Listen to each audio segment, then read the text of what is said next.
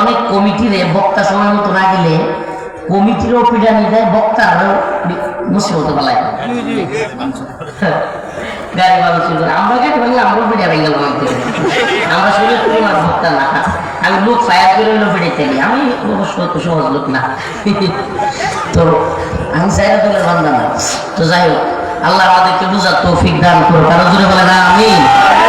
আল্লাহ রাব্বুল আলামিন সূরাতুল বাকারার 153 এবং 154 এই দুইটা আয়াতে কারিমার মধ্যে বান্দাদেরকে এমন দুইটা গুরুত্বপূর্ণ বিষয় বলেছেন যেগুলো আমাদের মুমিনদের জিন্দেগিতে, মুসলমানদের জিন্দেগিতে খুবই গুরুত্বপূর্ণ।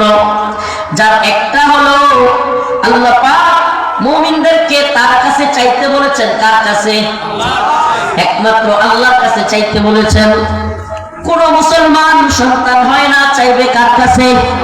বিপদে বালা মুসিবতে পড়ছে, চাইবে কার কাছে? মেয়েটার বিয়ে হয় না, চাইবে কার কাছে? ছেলেটাকে বিয়ে করানো যাচ্ছে না, চাইবে কার কাছে?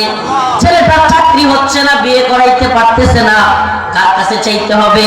বিপদে বালা মুসিবতে যে কোনো ধরনের সমস্যায় আমাদের একমাত্র চাওয়ার জায়গা হলো রব্বুল আলামিন। কার কাছে চাইতে হবে? এই দুনিয়ায় কারো কাছে চাইলে লজ্জিত হওয়া লাগে, লজ্জিত হওয়া লাগে। দুনিয়ায় কারো কাছে চাইলে একদিন, দুই দিন, তৃতীয় দিন আর চাইতে মন চায় না। কি হয়? যদিও কোনো ব্যক্তি চাইলেই দিয়ে দেয়, কিন্তু একদিন, দুই দিন, তিন দিন এভাবে চাইতে চাইতে একটা সময় ওই লোক যদি কিছু নাও বলে, ওই লোকের বউ, ওই লোকের আশপাশের কেউ কর, কি রে বেড়া তুই প্রতিদিন লোকের কাছে যাই আসা চলো, বলবে কি বলবে না? কিন্তু আমার আল্লাহ রাব্বুল আলামিন এমন না। রব্বুল আলামিনের কাছে বান্দা যত চায়, রব্বুল আলামিন ততই খুশি হয়। আল্লাহ রব্বুল আলামিন তো উল্টা বলেন, ইয়া ইবাদিয়াল্লাযীনা আসরাফু আলা আনফুসিহিম লা তাকনাতু মির রাহমাতিল্লাহ।